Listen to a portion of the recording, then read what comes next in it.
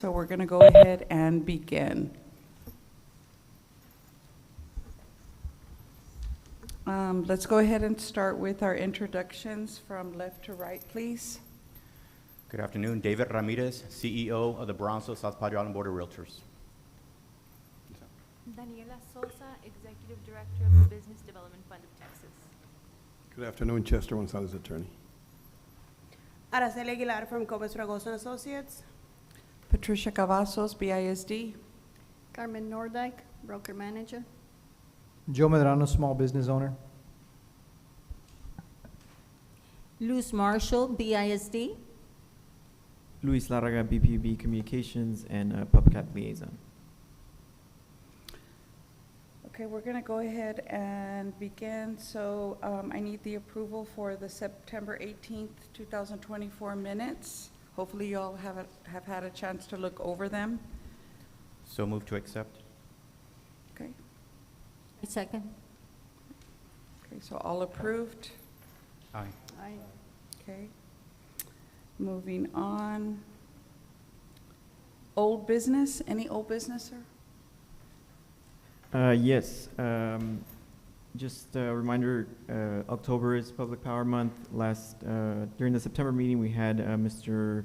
Miguel Calles present on some of the initiatives, specifically the community event that will be taking place this Saturday, October 19th at the Children's Museum of Brownsville. Just a reminder to put it on your calendar, and we hope everybody can come out and join us for that. I would like to remind you as well that we do have some availability for our community tour. We have had quite a good response to it, but we still have a few spots available. That is going to be October 25th, so it's a Friday. It's about a half-a-day commitment from 8 to about 12:30 or so. Unrelated to public power, there was an inquiry during the last meeting about a volunteer opportunity for Boo at the Zoo, so we are going to be doing that. If you would like to volunteer, just please let me know and we can get that sorted for you. Okay, any new business? So I'd like to introduce myself. My name is Luis Larraga. Like I mentioned earlier, I'm the lead communications and public relations coordinator here with BPUB.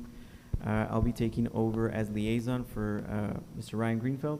So just happy to be on the panel and look forward to working with you all. Welcome, Mr. Luis. We appreciate it. Thank you. And just one last item. BPUB representatives attended yesterday a groundbreaking of the Old Highway 77 reconstruction project. BPUB is investing approximately $5.19 million for utility upgrades associated with that program. Okay, so we're going to move on to the next item on the agenda. We're going to go to the drought update.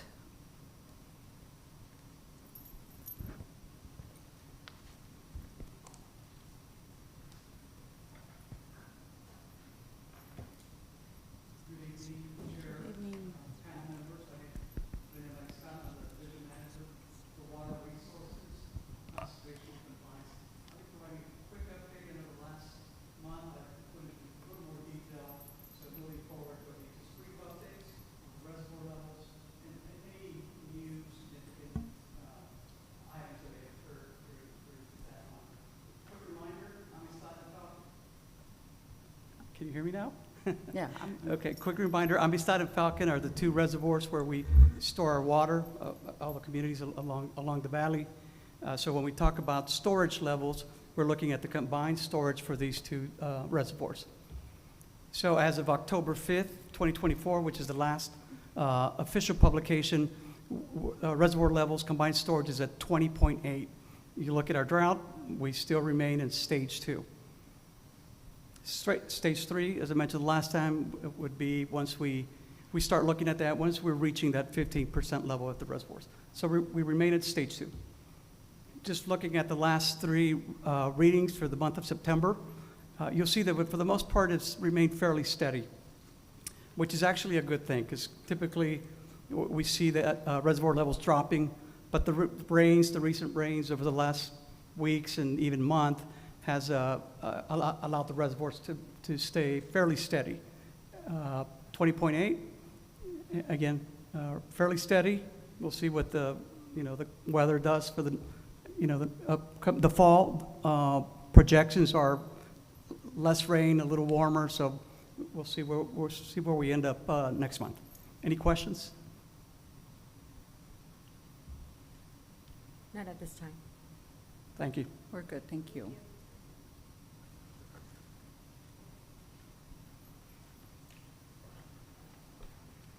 Next item on the agenda,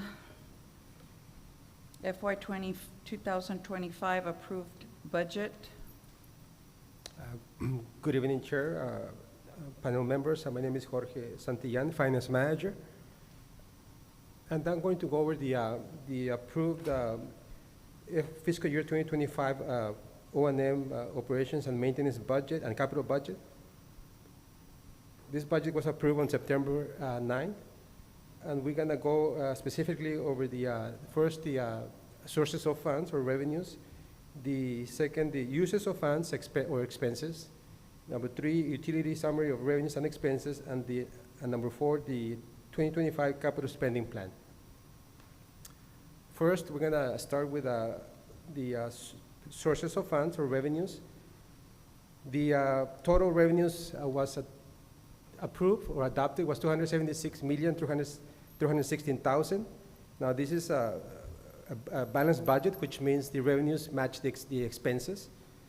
Beginning with on the dark blue slice with the electric base rate, the total revenue adopted was $82,425,000. This is for the electric base rate. This is the fixed cost charged to the customers. And then going clockwise, we have the electric FPEC revenues. The FPEC stands for Fuel Purchase Energy Charge, and this is the cost of the energy passed through to the customer. This is the amount is $88,225,000. When we go to the expenses, you're gonna see the exact same amount, which is the cost of the fuel purchases, I'm sorry. Then we have the electric off-system sales, $10 million. And this is when we have more energy than is needed, then we sell it in the open market. Then we have the water revenues, $35,511,000. This includes a 4% increase effective January 1st. Next, we have the resaca fee of $4,221,000. Followed by the wastewater revenues of $32,732,000. Again, similarly as the water revenues, this also includes a 4% increase effective January 1st. Continuing, we have the other revenues and non-operating revenues of $18,100,000. And then finally, we have the interest revenue of $5,100,000. And let me know if you have any questions at any time.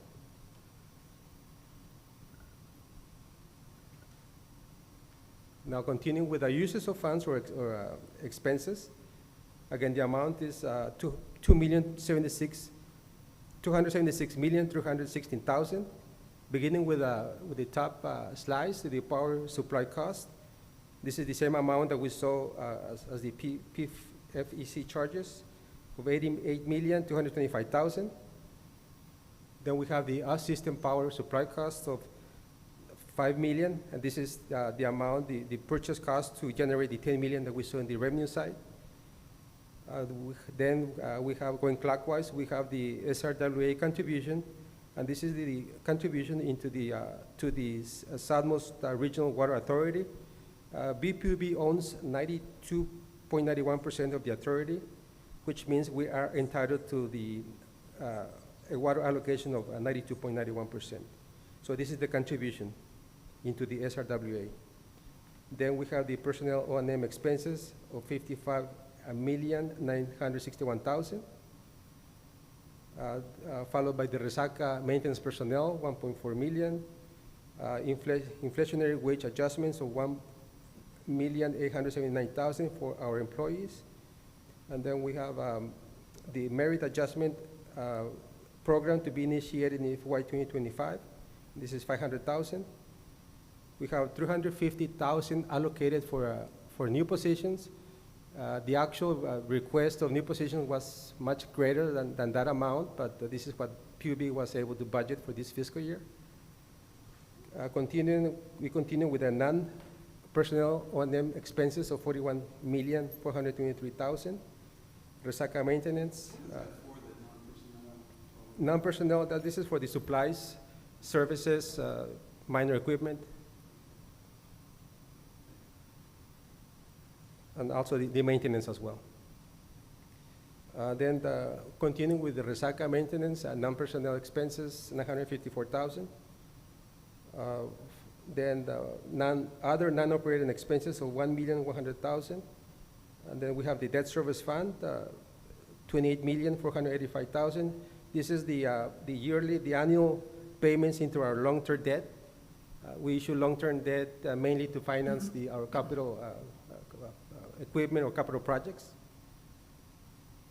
Then continuing, we have the city gross transfer of $17,584,000.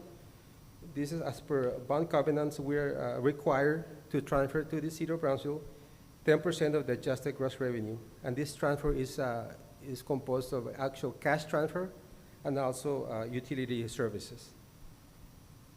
Then we have the decommissioning, the Silas Ray plant decommissioning reserve of $2 million.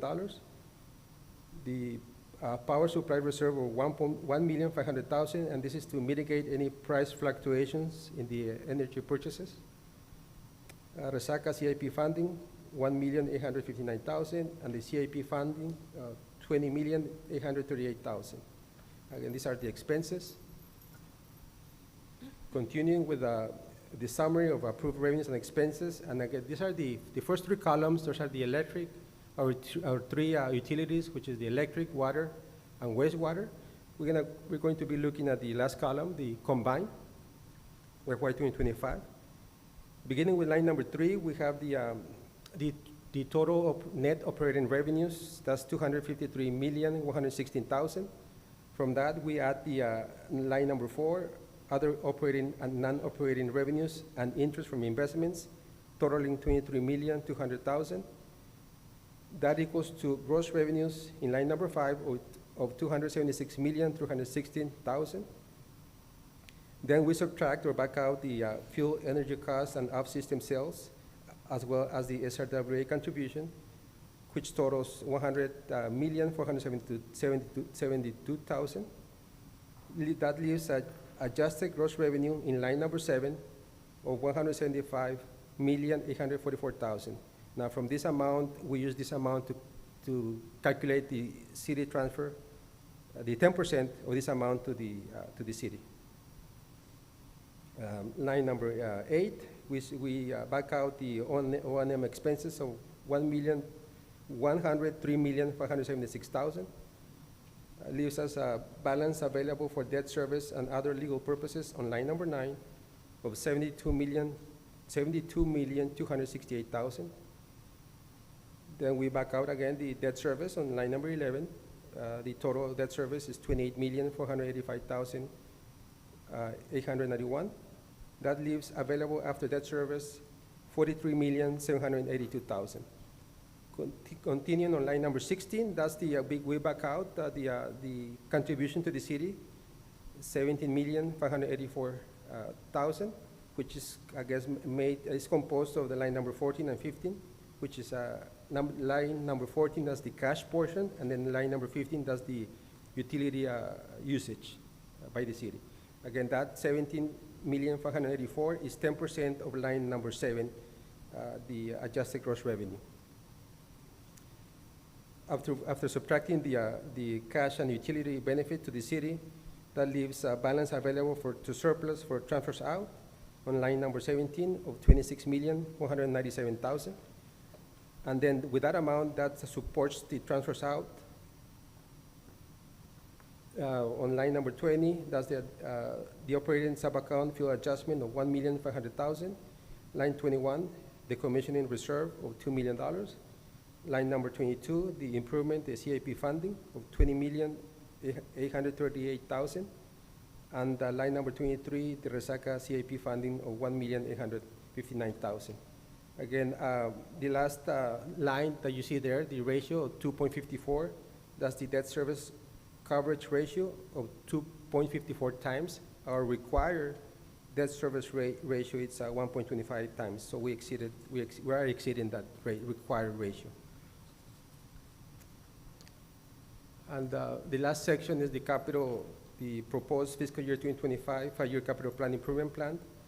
And here, looking at the FY 2025 column, which is the second column, you see the last number. The proposed budget for the fiscal year 2025 is $76,099,290.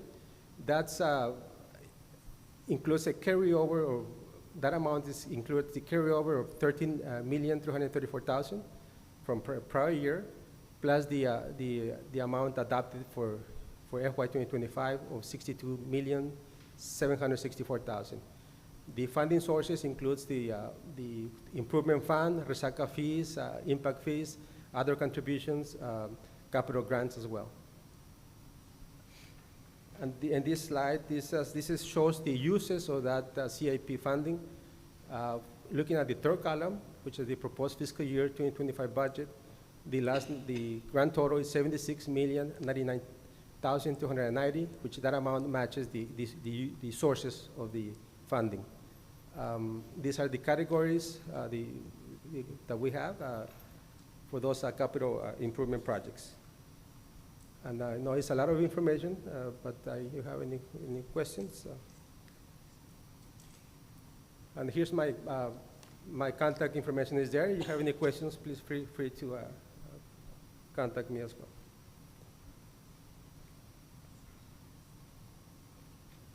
Thank you very much. Thank you.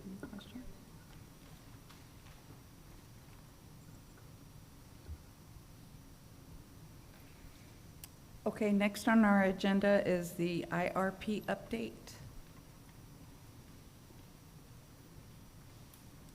Good evening. My name is Lina Alvarez. I am the PUB Synergy Risk Manager, and I will be giving you a quick update on the Integrated Resource Plan. Okay. We held weekly status meetings and continue to coordinate with them, with the consultants on different data requests. We started in our lineup with the schedule. We are within schedule. On the third column, you can see that all items have started, and the last column includes the percentage completion. To give you a little more detail as to what has been done for the past couple of weeks, we have submitted to the consultant quite a bit of data requests. Some of them include the previous IRPs, load data, power purchase agreements and contracts, transmission studies, LMP prices for BPUB, hourly loads, solar installations data, energy efficiency information, and historical weather data, and many other technical documents requested as well. To provide a little bit as to what has been done so far, we started with the load forecast. We're working closely with ITRON and Patrolac advisors. ITRON is the one that's going to be performing the load forecast. And they completed the weather analysis and review with the Bronzeville PUB team, their methodology. They also talked to us about the electric vehicle forecast that's being completed as well. And they've developed solar forecast as well, and have included the information that we provided in their analyses. They also started modeling already the load forecast. So there's been plenty of work behind closed doors, I guess. We continue to work through this week by week, and we continue to have weekly meetings with them. Also, we're working together with them on an assessment of the power plants. That's for Hidalgo and Silas Rey as well. And they started reviewing the base case in different scenarios as well for the forecast.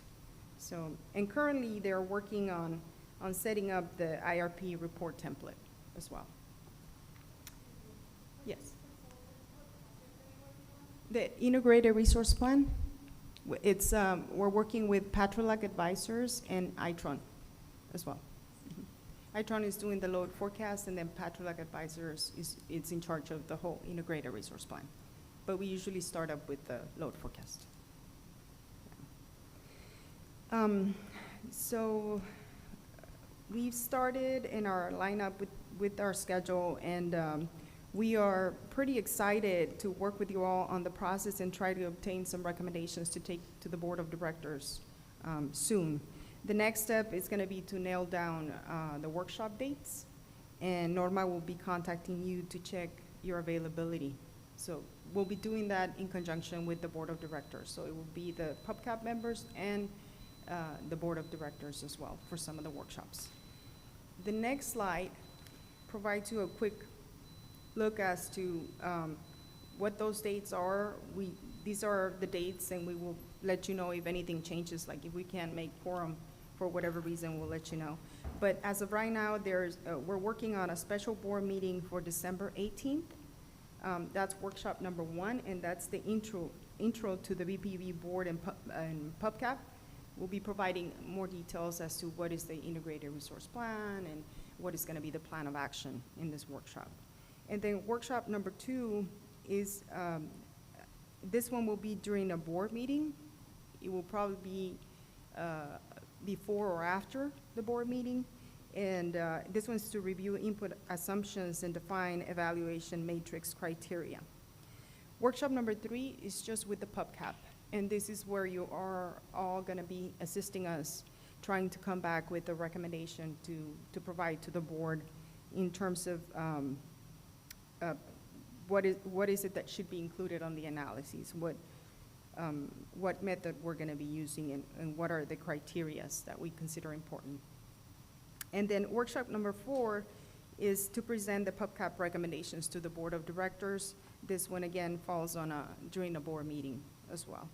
And then the report, the rough draft is expected by the end of the first quarter or the beginning of the second quarter at the latest. And I think that's all I have. I wanted to thank you all for your time, and I'll be happy to entertain any questions. You said the lady that's going to contact us is Laura what? Norma Sanchez. Oh, Norma Sanchez. Yeah. Okay, sorry. Yeah, she'll Norma be checking Sanchez. Okay, availability and calendars. okay. Hopefully you all Perfect. can make it. So those are the dates in case you want to start Yeah. penciling in that we have. Yes. Unless Sounds there's good. any changes, we'll get back to you. Sorry. Any questions? Good. Thank you so much. Thank you. Have a good day. Okay, next on the agenda is the Town Resaca Watershed Project. Good evening, panel members. My name is Marie Leal, and I am the Director of Water, Wastewater Engineering and Capital Planning. And today I'm going to give you an update on our Town Resaca Watershed Project.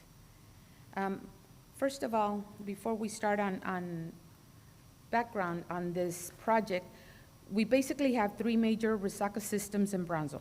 That's Town Resaca, Resaca de la Guerra, and Resaca del Rancho Viejo. And Town Resaca, the one that I'm going to be focusing on this project, basically runs behind Pizza Hut along Central Boulevard, and it goes in the direction of the St. Joseph Academy, which is specifically this segment that we're going to be focusing on.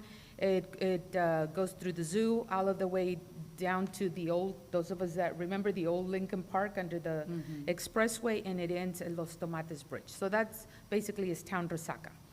So this project, first of all, it dates back to 2012. The Restore Act was enacted by Congress as an outcome of the Deepwater Horizon oil spill in 2010. And it involved the creation of the Gulf Coast Ecosystem Restoration Council. And it was made up of, it was created for funding for 5 coastal states only. And the council was made up of the governors for those 5 states and also some federal agency staff. And it contained U.S. Treasury funding, which was going to be administered by the TCEQ here in Texas. And they created 5 buckets for funding, different categories. We qualified for bucket 1, which was a direct component for flood protection category only. And it was specifically for coastal flood protection and related infrastructure. So that's how this grant came about.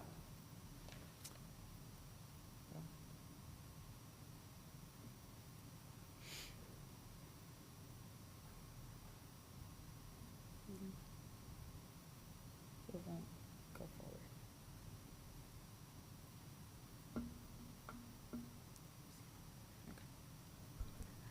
forward.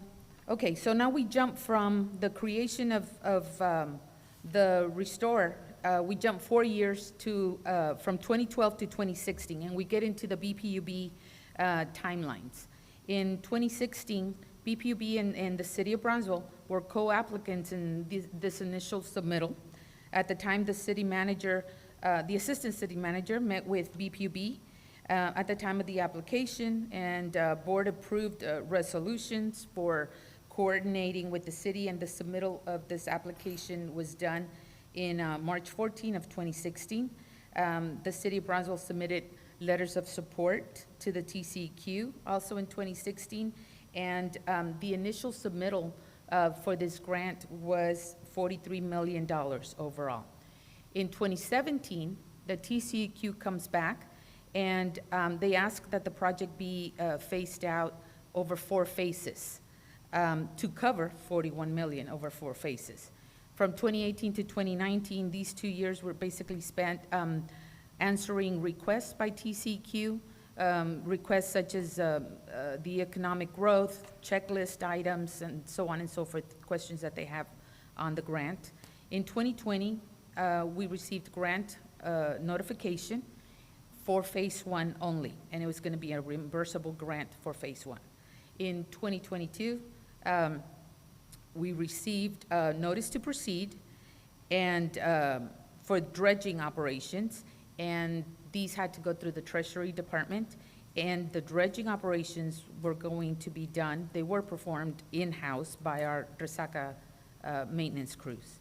In 2023, the restored dredging, the in-house portion of the dredging was completed in November of 2023, and I'll show you a map briefly. This was basically the St. Joseph Academy Peninsula, that portion of the Resaca. In 2023 also, we had the second portion of this project, which was the construction, the design of some infrastructure. In 24, we requested an award amendment in the amount of $1.9 million, and that was approved by TCEQ and the Treasury Department. And I'll go into detail as to why that was and what that covered. In 2024, which we're currently now in October, we're awaiting notice to proceed for the second portion of the engineering infrastructure to go to construction. We have to wait until the U.S. Treasury and the TCEQ grants us permission for that. Okay, objective and scope: to improve, of course, the community resiliency against the threat of flooding events. That's the main focus of this project. The phase 1, first of all, this project is split into 2 sections. One half of it was Resaca, strictly Resaca dredging, which was completed by our in-house crews. The second half of this project is 2 more components, which you see here: the drainage infrastructure and the bank improvements. Drainage infrastructure covers the replacement of 2 aging weirs right at the, and first of all, this dark blue is the St. Joseph area, and that is what we're referring to, this Town Resaca Phase 1 project. And right where this Resaca entryway into the St. Joseph Academy, there's 2 aging weirs that need to be replaced.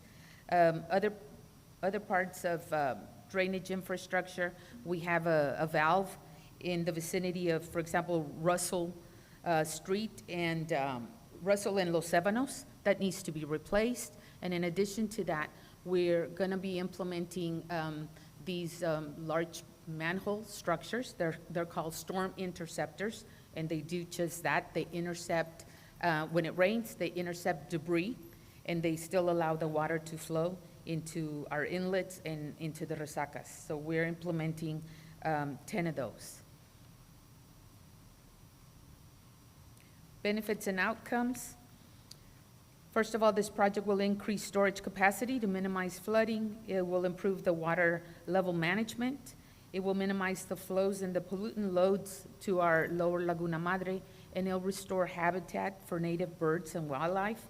And then this last one was done, the application was done in combination with the city of Brownsville, and some of the criteria you would rank higher if you ask for environmental benefits. So it will absolutely improve the opportunities for ecotourism.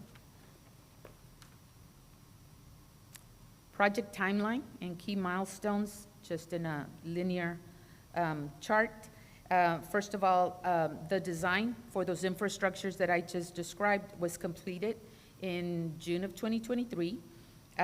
Also, last November of 23, our in-house crews completed the actual dredging along the peninsula of St. Joseph Academy.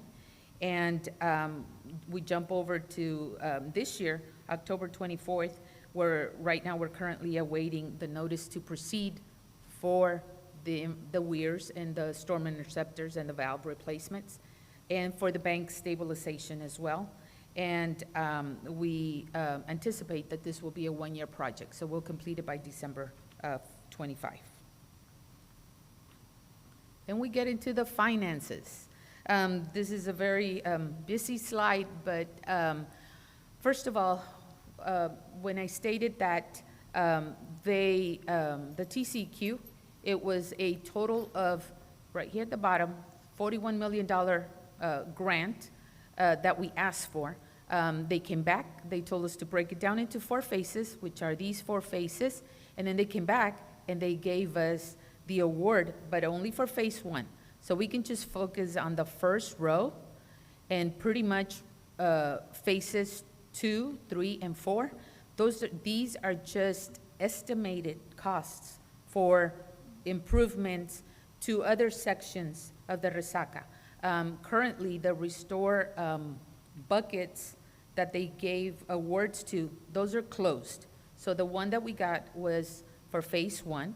In the future, if the U.S. Treasury or if Congress reopens up these buckets, we would need to reapply and recompete to see if we get another grant.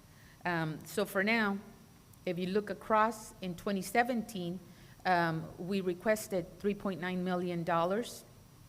And these grants don't really require a match, but they they highly encourage contributions. So we basically refer to it as contributions. There are some things that are not covered by the grant. Therefore, we can count them towards our contributions towards the project. So our contributions in 2017 were expected to be $730,000 for a total of $4.6 million. Then comes the pandemic, and in this time, we went out, since the design was completed for those infrastructures that I talked about, for the weirs and the storm interceptors, we went out to bids. The bids came in extremely high. It's specifically like 1.9 million higher than what we had expected them to be. Therefore, we asked for an amended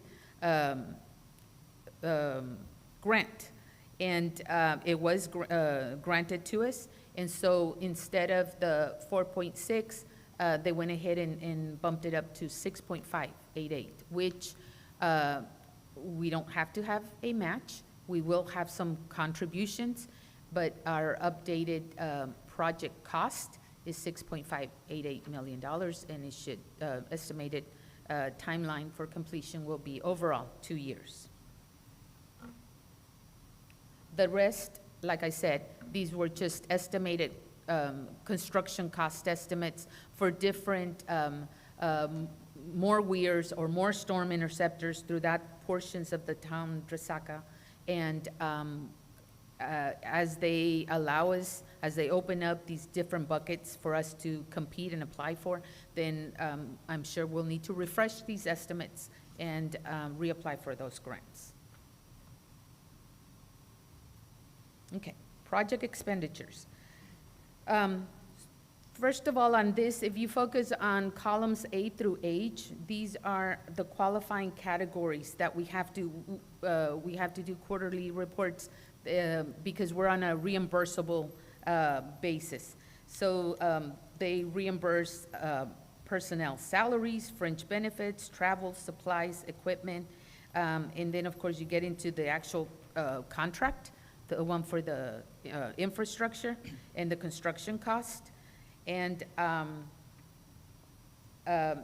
on the far left, you have the years since we started this grant, which is fiscal year 21, 22, 23, and 24. And as you come across, you'll be able to see the cumulative, the TCEQ. This is the column for TCEQ grant funding, how much they granted us each of the years, and how much we contributed. That's the BPB local match. It should read contribution more than a match. And that was a total of $467,000. And reimbursement received so far is $2.2 million. And we have requested $2.22 million. Out of the six, I stated, out of the $6.5 million that they gave us, we have this much left over right now because we are barely waiting to start the construction aspect. 4.36 is what we have going at the start of construction. Currently, this small amount, $524, we have been invoicing to be reimbursed for all of our in-house dredging. So they completed that already, and so we're caught up with our asking for reimbursements from the TCEQ. And I think this was the last one this is as of 9/23. So pretty much they've already reimbursed us for all of the in-house dredging. Now, like I said, we have $4.3 million ready to go into the contractual contract that we bid out to construct the storm interceptors, the weirs, the soil stabilization. And when we bid it out, Ferguson Services is a contractor from Olmito, Texas. The bid and the contract for that work is $3.663 million. So we're covered with the 4.3 that we have ongoing.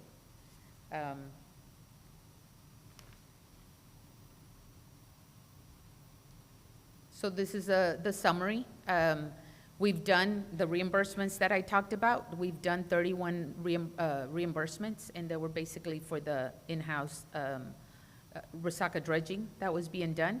We've requested $2.2 million in reimbursements, and we still have remaining $4.3 million. Out of this reimbursements, thus far, we've contributed $467,000, and these the certain non-reimbursable expenses that I talked about that we are paying for them, and we are listing them as our contribution. Those are things like rentals of some heavy equipment. Sometimes we need cranes to move equipment from one side to the other, or also repairs on equipment are not covered as reimbursable expenses. So those, we pay for that, and we jot it down as our contribution.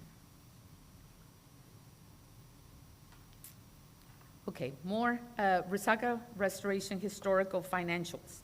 On this slide, the top half of the slide will be historical spending. Then the bottom half is the Resaca fee revenues, okay? But we're gonna focus on the top half first of all. And again, on the far left, you see that we have O&M personnel, O&M non-personnel, and I think you had a question earlier that what is that? That's materials and supplies. And then under that, you have capital expenditures. What is capital expenditures for Resaca Department is all of their heavy equipments, their boats, their dewatering system, which costs several $1 million. So if you go across, these are the years that Resaca Restoration has been in existence. So it basically started in 2012. Let me make a statement that for the first 10 years, 2012 to 2022, the Resaca Maintenance Department, their operations were previously funded just from the water-based rates from the water department. And at times, the expenditures were high, as you can see here, each year what they were spending. And then there was some years where we capped them off at the expenditures of, say, $800,000 per year, so that it wouldn't take such a toll on the water side.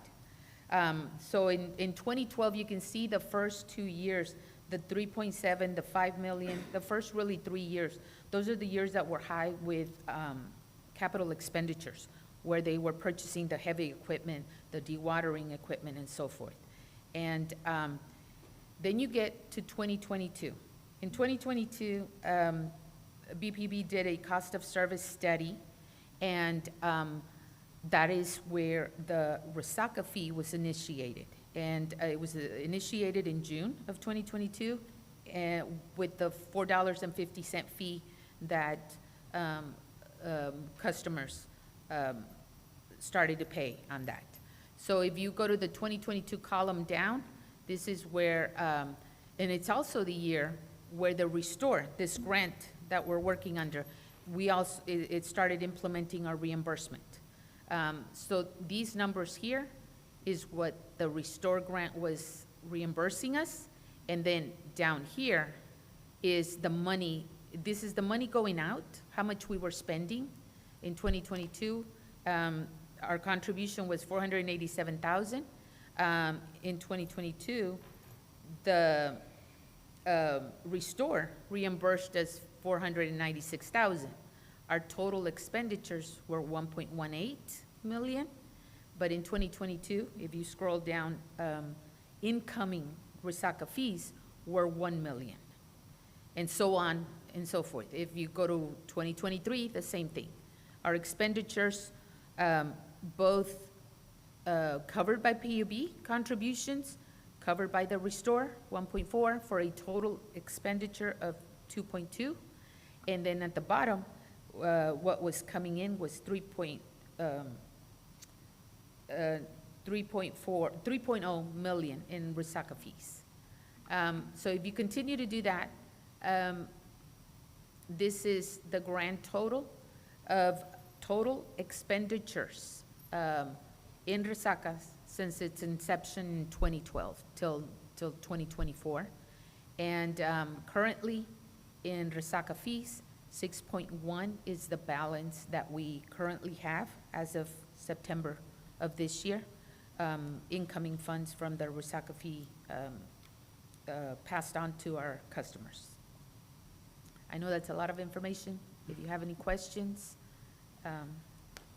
Mary, I have a question. So, well, I have several, but for the Resacas, is this project, are y'all planning on doing that for all of the Resacas, or what is the criteria? So why was that one selected? The Peninsula Resaca area by St. Joe. So what do y'all do to decide which needs? I know that there was certain criteria. The Peninsula and in the St. Joseph Academy, first of all, the parcels of land involved. That was a clear parcel of land. Okay. And especially on the side of the school.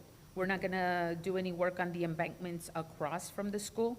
And so that was an easier parcel of Resaca to start off with. And Rene Mariscal can maybe give us an update as to how many parcels in the future.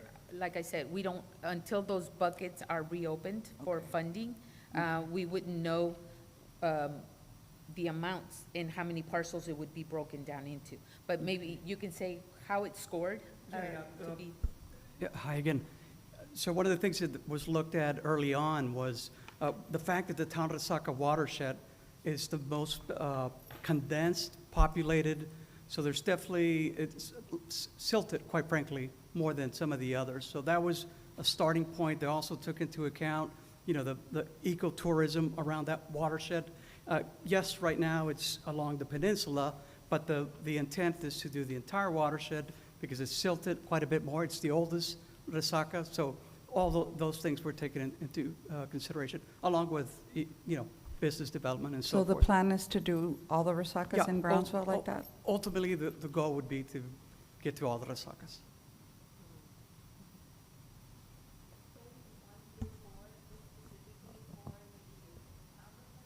Yes.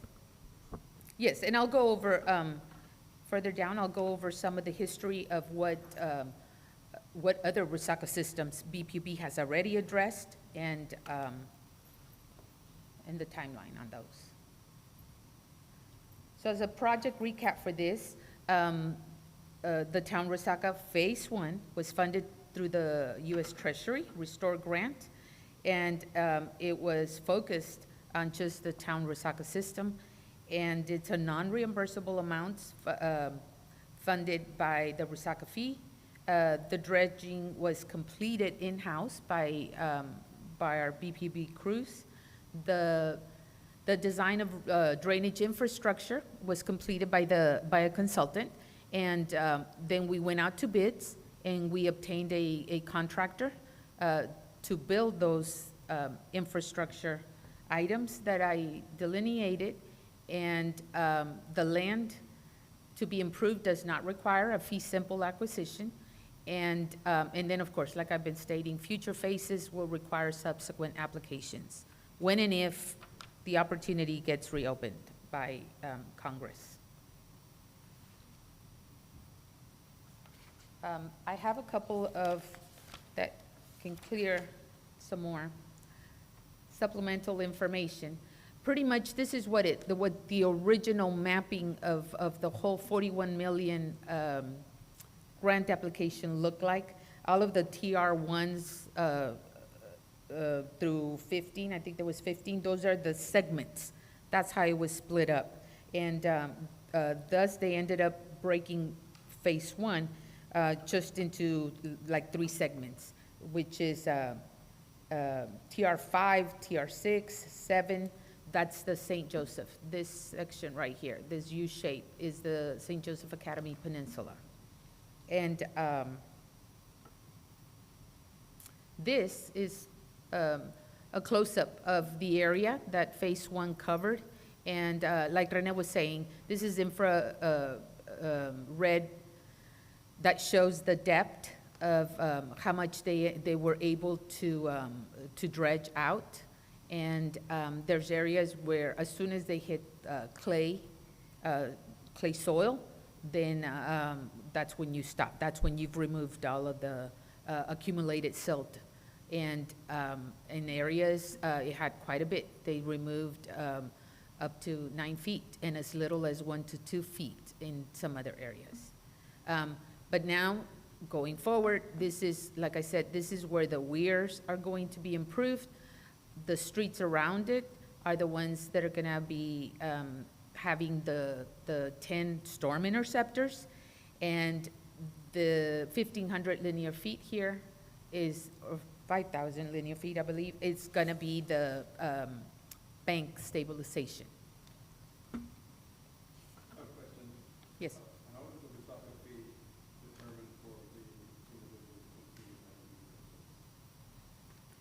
I know that we contracted a consultant to create the rate study, and that was pretty involved. I know that, I don't know if you have a short answer for that.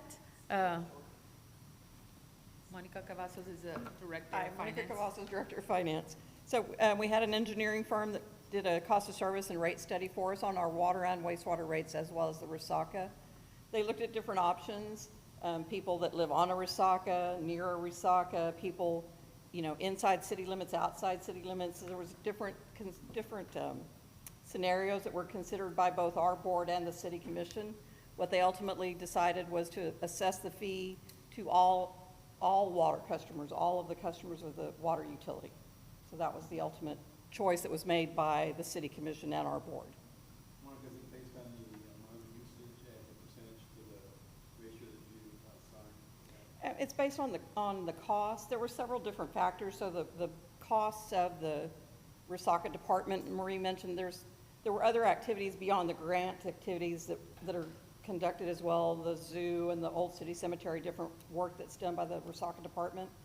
So those costs, as well as the costs for matching for the Restore and the Army Corps of Engineer grants as well. So the cost to a consumer that's living in the St. Joe community is not the same as someone that's in the South? It's the same for all, it's a flat fee for all water customers.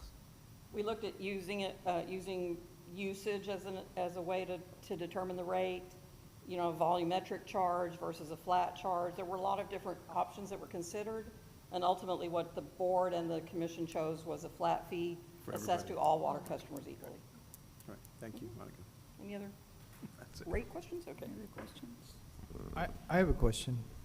I think a few months ago, we had talked about equipment and the equipment that was being used in this same Phase 1 project. And I may, the spider webs in my head may be interfering with my thinking, but I think that there was a schedule for the equipment that was going to be in Phase 1 that was then supposed to be moved to Phase 2, but there was some equipment issues, and that was how I recall that. And so there was a big equipment, and then there was a smaller piece of equipment that they basically do the same thing, but one was obviously had a higher capacity. And it seemed like that because of the problems that were that the machines were having, it seemed like, well, how do we ever get out of Phase 1 to get to Phase 2? If we're on a schedule and we're still having problems with these equipment. And so I guess the bottom question here is, how is the equipment working? Are we still having difficulties? So, because we talked about, Phase 1, and we talked about this specific area of town that gets, in some side conversations in some places, there's a lot of attention paid to that specific area of town for this particular project. And in reality, I've just seen that equipment, the dredging equipment, just on that Palm Boulevard where the little park is there, and that's where I see it all the time. And so I'm wondering where the equipment is at. Is it functioning properly? And are we moving forward with the timeline that we were given or presented with a few months ago? Okay, to answer your question is, are we moving forward within the timeline? Yes, they're done. They're done with Phase 1 dredging.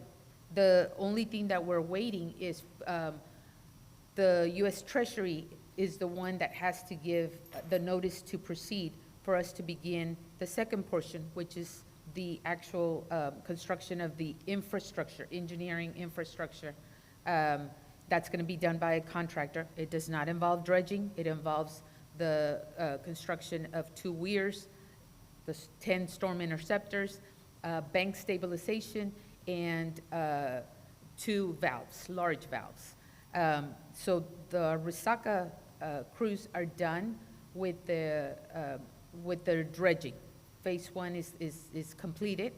The equipment is approximately, if they started in 2012, 12 years old. It requires a lot of maintenance, and yes, there's always issues in breakdowns and repairs and so on and so forth. It is almost towards the end of its useful life. We actually are researching right now what methodology, what equipment would be the next. 12 years is a long time. There's new products and equipment in the industry. So we're actually researching what would be the replacement equipment that we would get. The reason why you always see them down 6th Street and stuff, that is their centralized dewatering site. The type of equipment that they chose back in 2012 was a large dewatering type of system, and it takes land. So that was the available land at the time, and it requires some underground piping and so on and so forth to drain water when they're taking out the sludge, put the water back in the resaca, and they haul off the sludge to the landfill. Yes, as they move on to other segments of the resaca, then we have to find another parcel of land where you can move the dewatering equipment, or whatever equipment we replace it with. But yes, it's and Renee can testify, it is it's troublesome at times to maintain and keep the equipment running. But they're completely done with their portion of the work for phase 1. Now it's really becomes just an engineering project, moving it to the engineering side, because we'll be the one overseeing Ferguson Systems completing their portion of it, of the project. The only other thing and there's some questions in the back of questions were generated and we provided answers to. There's also a lot of the founding documents, the original budgets, and agreements with the city and so on and so forth at the end of this presentation. As Monica stated, there was other projects and other resacas that BPB has undertaken. Some of them were, we call it the cemetery resaca. They did some dredging at the zoo, at the Dean Porter Park, Resaca Boulevard. Now, 2 of those, Resaca Boulevard and Cemetery Resaca, those had some funding. One of them was from the U.S. Army Corps of Engineers, the CAP program, in an amount of $1.7 million, and BPB's contribution to that was 35%. And then the cemetery resaca was a BCIC and EPA grant. So we've completed those, and now we're gonna, hopefully in a year, complete the town resaca. Any other questions? Quick question. The construction that you mentioned, is it just for that St. Joe area, or does it cover from Central all the way to Lincoln Park? No, it's only those specific sites. The, right here at the entry, it's like a bottleneck in the resaca. So this is where 2 weirs are actually gonna be replaced. And the storm interceptors, those are just big manholes in the streets surrounding this area, so that debris, so they can catch the debris before it flows into this portion of the resaca. And the bank stabilization is gonna be all this edge on the side of St. Joseph's Academy. So the $3.6 million that, 3.6 million of the bid that was received, the contractor that's gonna perform the work, is all situated in this area that I just described. Thank you. Hi, I'm Marilyn Gilbert, General Manager and CEO. I just wanted to step back a little bit of the overall resaca program so that everybody understands, because we focused on one of the things. We just focused on one of the programs, which is the Restore, one of the federal grants, but there is an overarching program here at stake. So this is why is Brownsville Public Utilities Board doing this? We are in the water business, right? And it's in the water supply, and this is why we do what we do. For the last 50 years, Brownsville Public Utilities Board has been putting water into the resaca systems on, whenever there is excess water coming down the river. We have a permit, they call it a free water, and it is not part of our water allocation. So instead of it flowing out into the ocean, it actually is a way to park water here in our system. There's a lot of ecological benefits, there's water supply benefits, and the secondary issues that for the city would be the flooding and also the storm requirements here. One of the things that helps us on our capacity at our plants, not having to build larger plants, it helps us reduce the chemicals usage because people using our water wattage, and also we have an environmental stewardship overall as a community to be able to provide here.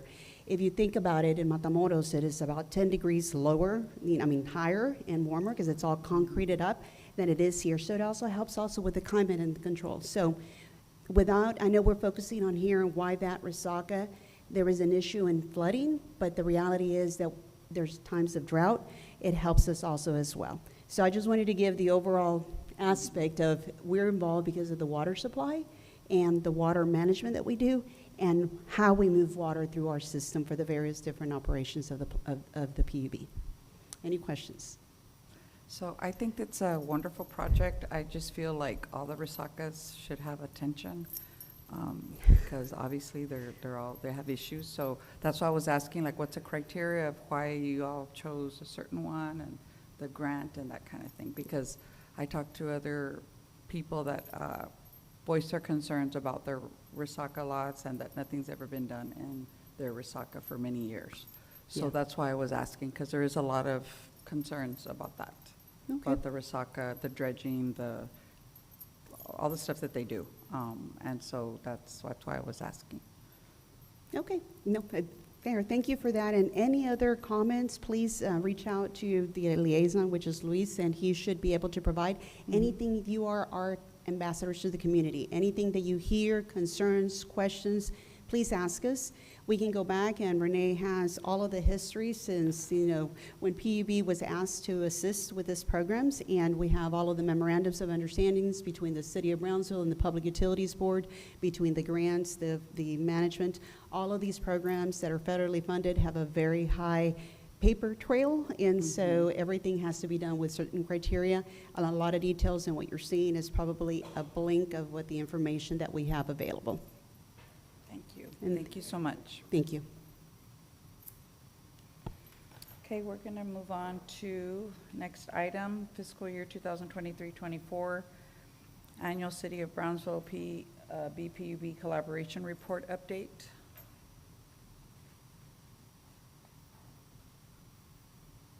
Good evening. Mark Dombrowski, Assistant General Manager and Chief Operating Officer. Hello. So this is the second year in which we've, by city code, we're required to submit a report to the City Commission, and it is really to intend to provide an update on the progress we're making on some common goals.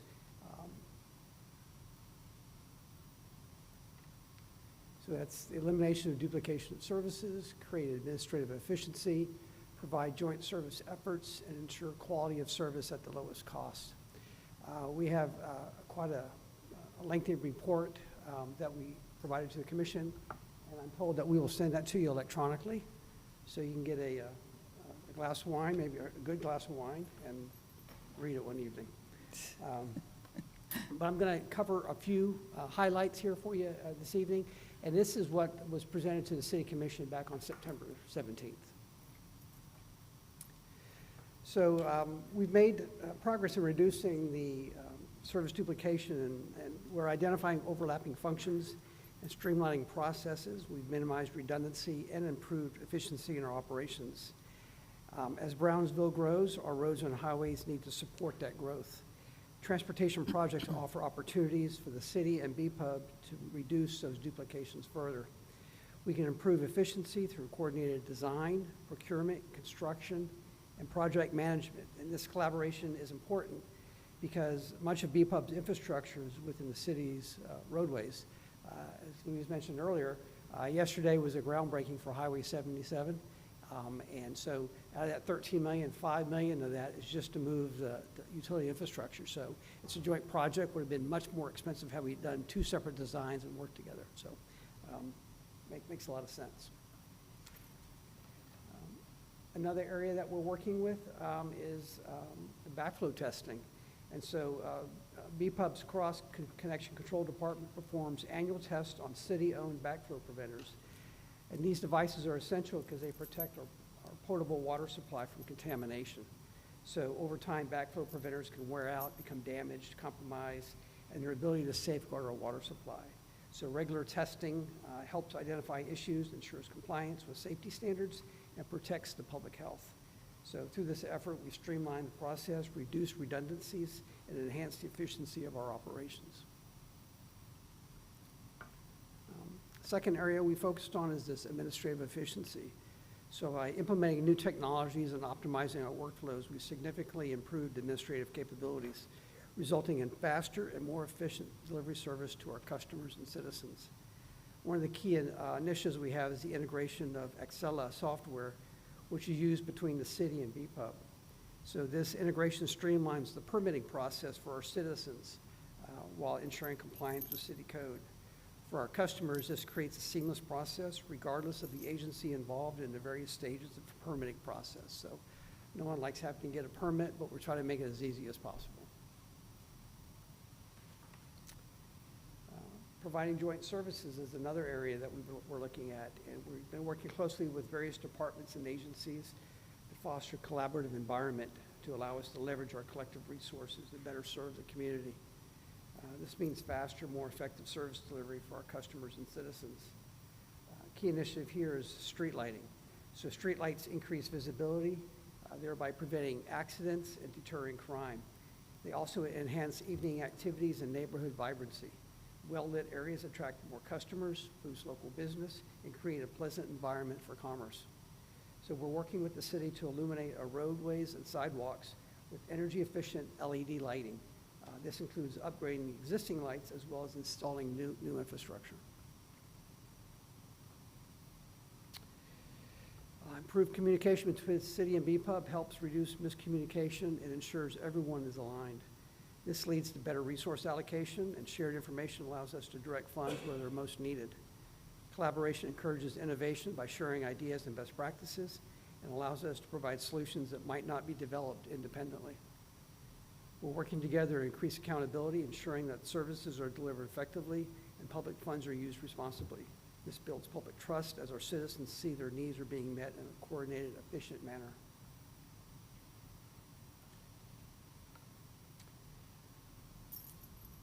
When our citizens and customers are informed about local issues and events, they can make better decisions that impact their lives and our community. Awareness encourages participation in public meetings, and initiatives foster involvement and ownership. An informed public can be better prepared to handle safety concerns and public health alerts. Protecting themselves and our families, community awareness strengthens our bonds and creates unity and collective responsibility. Additionally, an informed community enables transparency and better governance. This can help us mobilize resources effectively as communities can advocate their needs more effectively.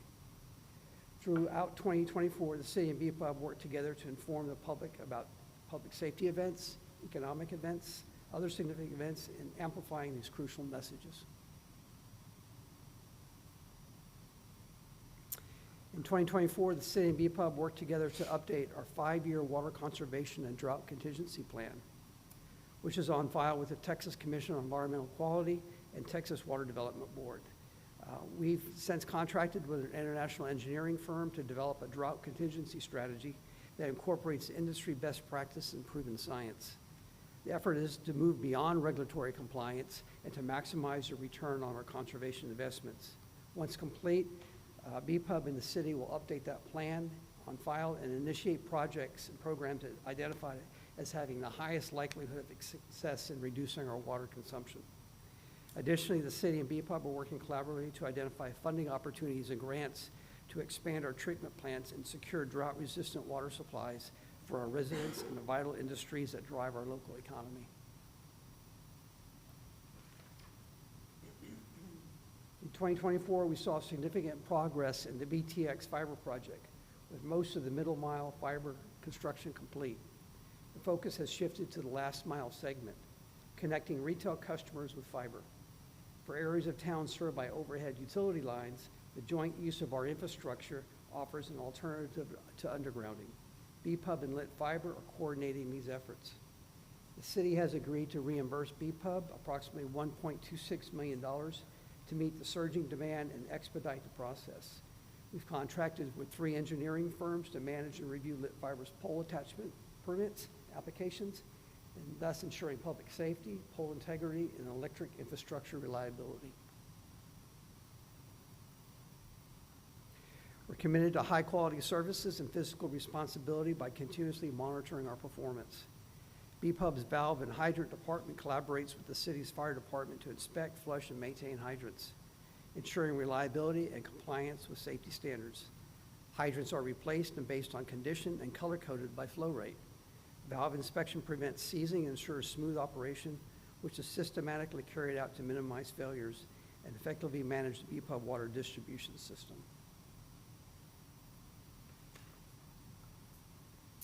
A couple projects that we've been successfully executed is the significant lowering the overall cost to our citizens and our customers, and our commitment to cost-saving measures. The first project, the city agreed to allow BPUB to use a 1-acre portion of city-owned property adjacent to our BPUB airport substation as a staging area while we demolish and reconstruct that substation.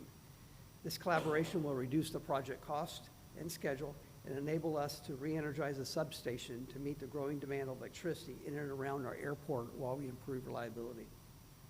The second project is we're working together with Brownfield Police Department on a joint tactical facility.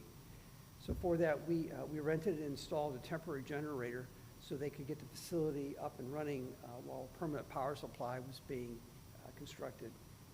That has since been completed, and the facility has been energized, and the new facility was up and running in August of 2024. Third area that was not presented to the commission, we were requested to take it off by the city, but is our Resaca restoration, which you just had a long, detailed explanation of. So that's another area where we're working collaboratively with the city on that. So as I said, we have a report that has a lot more examples and information on our efforts with the city, and be glad to answer those once you read that report. Can I answer any questions? I have a question. I don't know, Yes. Mr. Dombrowski, if this is something that you can address specifically, and let me qualify the question by not being absolutely 100% sure if these are all BPUB projects. But on one of your slides in the beginning, I thought that it said preventing a duplication of services, and on that list was the Owens Road Bridge project. And I know that I think that's what it read. It was on Owens Road. And so I know, because I live out in the east side, that that has been, Owens Road has been closed for a little bit now. But I also know that I've been on this committee, and I was glad to attend the ribbon cutting ceremonies of the tower. And it was explained to me, that's why being on this committee has its advantages, because then you learn, well, you have to get the water down Owens Road and down, and I understand all of that. But my question is really around scheduling. And so was the Owens Road Bridge project, is that something new? Did that come up? Was that in a plan?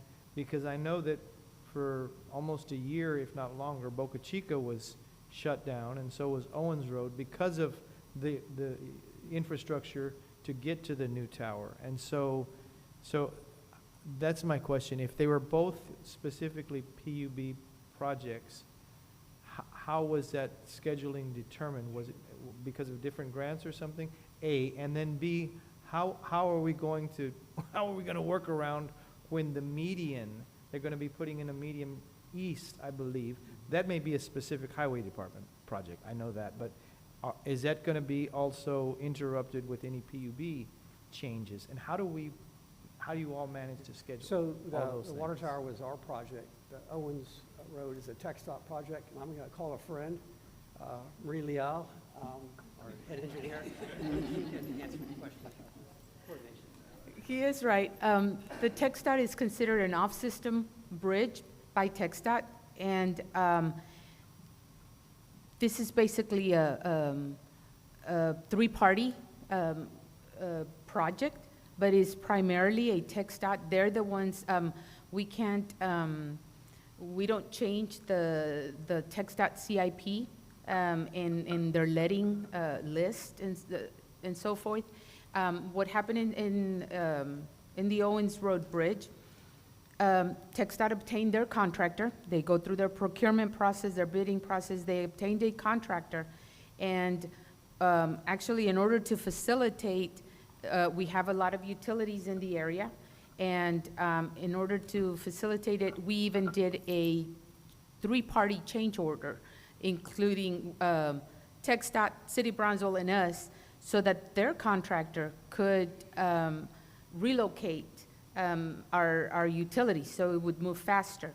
Well, TxDOT is encountering a bit of delays on their contractor.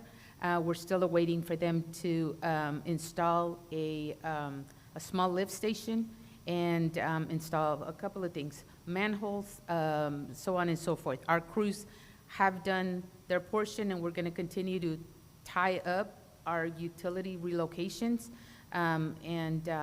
But yeah, we're having to regroup with TxDOT and their contractor to push them to finish it along. And then to answer, yes, TxDOT, we have a lot of projects. Again, TxDOT is the one that bids out their projects and their timelines. For example, International Boulevard, we have to get our utilities out of the way.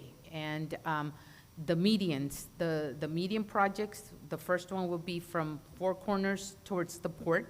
That's Highway 48. One that will be coming up. I'm not sure. Sometimes they bump their bidding schedule out. The one that you're talking about will be from Four Corners. That will be Highway 4 from Four Corners to Minnesota. And to my knowledge, they're just installing a median, which is the same, a replica of what they did down Boca Chica.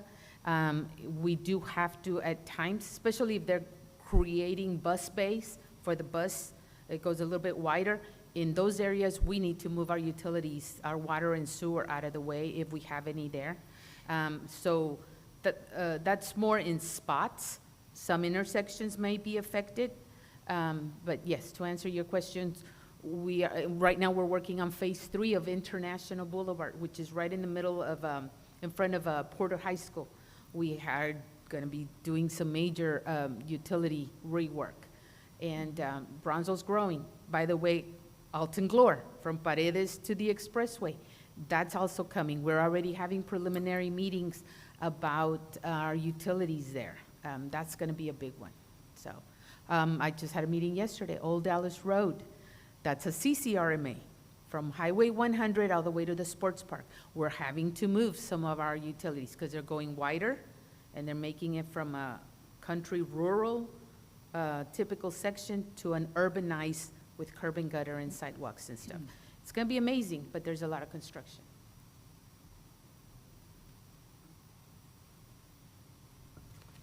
Any other questions, guys? Okay. Thank you. So next on our agenda is public comments. Is there anybody here for public comments today?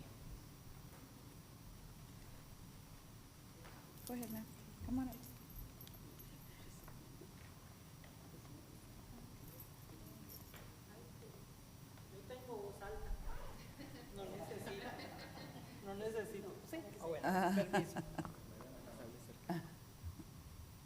Buenas tardes. Buenas tardes a todos y gracias por darme la oportunidad. Claro que sí. Les voy, yo vengo a decirles que, a expresar mi inconformidad a base del panfleto que nos llegó en las utilidades para el mes de octubre. Yo personalmente, yo soy una persona mayor, mi queja es por qué nos van a cobrar, a penalizar por pagar. Nos penalizan si pagamos tarde, nos penalizan si pedimos una extensión. Todo es un recargo, y ahora nos van a penalizar porque pagamos. El aumento que si yo pago con mi tarjeta de débito, me van a cobrar un dinero. Yo sé que dicen es $1, es 95 centavos, es 2.50, pero eso es dinero para uno, es dinero. Entonces me van a penalizar porque esa es la manera de yo pagar. Hago la llamada con una voz automática, ella recibe la llamada, yo pago y pago con mi debit card. Por eso también me van a cobrar y eso no es justo. Yo leí el background de muchos de ustedes y yo leí que hay una persona entre ustedes que tiene conocimientos bancarios, que ha trabajado, ha tenido. Entonces, yo creo que antes de pensar en martillarle a uno, en cobrarle ese dinero a los usuarios, yo soy usuaria por más de 22 años del servicio de ustedes, de la PUB. Entonces, antes de pensar en eso, tienen gente entre ustedes capacitada que puede negociar, que puede hablar, decir cómo esos gastos ellos los pueden absorber o cómo pueden, viendo que es un gasto extra para el usuario. Entonces, esa es mi queja, que por favor no es justo que nos penalicen por pagar. Entonces, las alternativas son, lo puedes hacer por correo, por línea, no todos tenemos acceso al internet, no todos tenemos un conocimiento de manejar una computadora a mis edades, o venga a pagarlo personalmente, ¿me entiende? Uno es una persona trabajadora, entonces el bill del 1 de octubre, yo vine a pagarlo personalmente, yo me desvié de mi casa, entonces yo invierto mi gasolina, mis minutos que salí antes del trabajo, porque me quitaron la facilidad que yo tenía de hacer un pago y pagarlo a tiempo. Entonces no es justo que nos penalicen por pagar. Esa es mi queja y espero que nos puedan ayudar, que yo sé que todos ustedes son personas bien capacitadas y la persona que está entre ustedes que tiene esos conocimientos del banco, yo sé que nos pueden trabajar como, en vez de $3 más que me saquen, 36 al año, imagínense por muchos usuarios que somos. Yo les agradezco mucho y espero que en el próximo me digan, ya puede seguir llamando y no le vamos a cobrar. Señora, una pregunta. Gracias. ¿Cómo pagaba usted antes? Yo pagaba llamaba al número de teléfono que aparece en el bill y ahí dice que uno podía llamar, a seguir con la máquina y seguir las instrucciones de la máquina y no tenía ningún costo. Y pagaba, daba mi número de tarjeta, mi debit card y estaba bien. Y así entonces ya eso tiene un recargo, el pagar con la debit card y credit card, con las dos. Tiene recargo, me van a cobrar porque estoy usando el sistema automático de ahí. Y eso es bien, vea, uno trata de decir, uy, llegó el primero, voy a pagar mis biles, eso era una felicidad para mí, ahora no fue así. Llegó el primero, yo no pude pagar porque voy a pagar más de harto pago con todo el bill que llega bien caro. Y entonces 2 pesos más son mucho para mí, de 2 en 2. Entonces ya no pude pagarlo el día primero como acostumbraba a pagarlo, me tuve que esperar. El viernes salí un poquito temprano del trabajo para llegar aquí antes de las 5. Pedí hablar ese día con muchas personas, pero ellos me dijeron de esa reunión y por eso estoy aquí presente. Vamos a ver qué podemos hacer. Gracias. ¿Está Sí, bien? gracias Muchas por gracias, tu comentario. Gracias, señora. Buenas noches.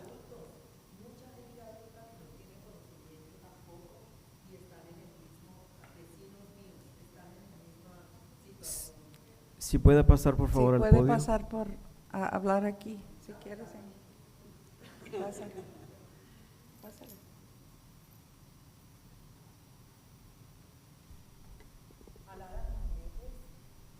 The older, they're on Social Security, they have no time, they have no car, they don't know how to do it, and that they get penalized too. So if you guys can work and help all these people and help us, that would be great.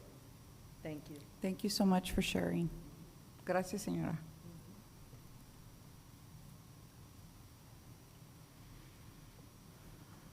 Okay, so our next meeting is going to be November the 20th, 2024. I call this meeting to adjourn. Those in favor? Those opposed? This meeting is adjourned. It is 6:55.